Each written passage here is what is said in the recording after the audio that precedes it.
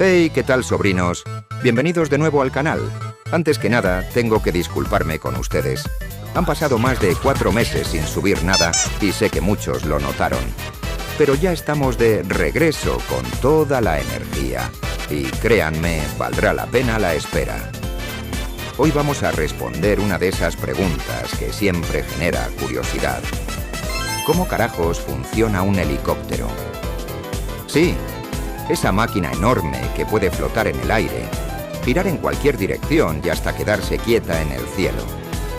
Así que prepárense porque vamos a descubrir todos sus secretos.